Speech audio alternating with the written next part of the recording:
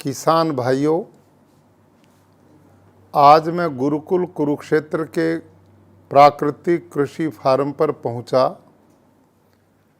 आप सब जानते हैं कि पिछले 10-11 जुलाई में उत्तर भारत में भारी बारिश हुई है और कुरुक्षेत्र में भी ये वर्षा पर्याप्त मात्रा में हुई, जिसके परिणाम स्वरूप सभी लोगों के खेत लबालब पानी से भर गए।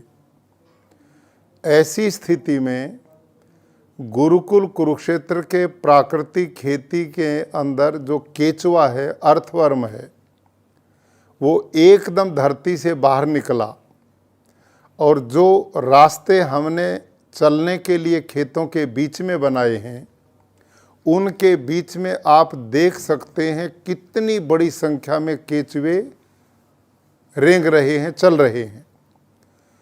और हमारे एक एक एकड़ में 8-10 लाख तक केचुआ काम करते हैं और ये भूमि में 8-10 फुट तक यूँ सीधा छेद बनाते हैं, दूसरे छेद से ऊपर आते हैं, इससे जाते हैं और इससे आते हैं।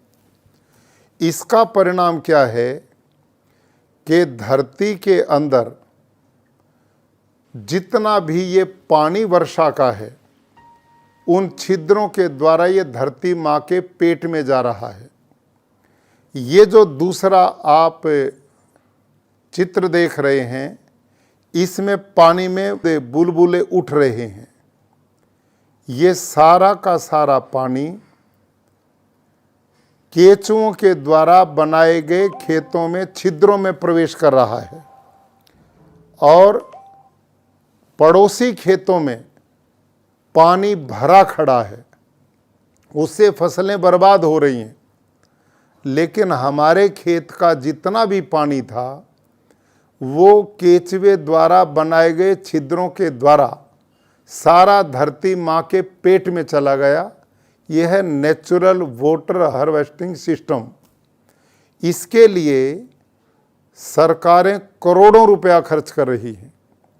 यदि पूरी धरती पर प्राकृतिक खेती हो जाए गुरुकुल कुरुक्षेत्र के खेतों की तरह, तो न बाढ़ आएगी न अकाल पड़ेगा, क्योंकि बाढ़ में इस समय हमारी धरती की परत यूरिया, डीएपी, कीटनाशकों ने उस धरती को पत्थर बना दिया है।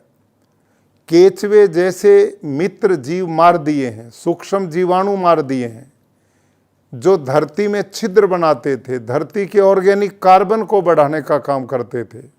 आज धरती में वो कहीं दिखाई नहीं देते।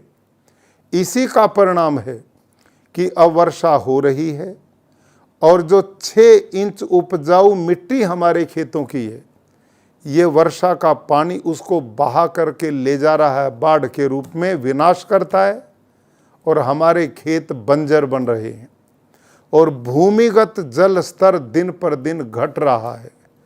यदि ऐसे ही हम रासायनिक खेती करते रहे तो उसके दुष्परिणाम इस समय आप बाढ़ के रूप में भी देख रहे हैं और भूमि को बंजर होता हुआ भी देख रहे हैं। और केमिकल जो पड़ रहा है खेतों में, उसके द्वारा, रासायनिक खादों के द्वारा आहार जो हम ले रहे हैं, वो भी हमारे स्वास्थ्य को बर्बाद कर रहा है। केचुआ सबसे बड़ा मित्र है, सूक्ष्म जीवाणु किसान के सबसे बड़े मित्र हैं और वो प्राकृतिक खेती में जीवामृत, घन जीवामृत के द्वारा उनकी बहुत बड़ी संख्या के रूप में वो पैदा होते हैं और वो खेती की उपजाऊ क्षमता को बढ़ाते हैं, धरती के ऑर्गेनिक कार्बन को बढ़ाते हैं। तो मैं आप सबसे आग्रह करूंगा कि आप प्राकृतिक खेती की ओर लौटिए। भारत के यशस्वी प्रधानमंत्री श्रीमान नरेंद्र मोदी जी की इच्छा है कि मेरे देश का किसान समृद्ध हो, खुशहाल हो, उन्नत हो और वो जहर रहित खेती की ओर बढ़े, गो आधारित प्राकृतिक कृषि को अपनाएगा तो उसकी आय भी बढ़ेगी, खेती में लागत भी उसकी कम होगी और धरती उपजाऊ भी बनेगी, पर्यावरण भी बचेगा, जल भी बचेगा और लोगों का स्वास्थ्य भी बचेगा। धन्यवाद।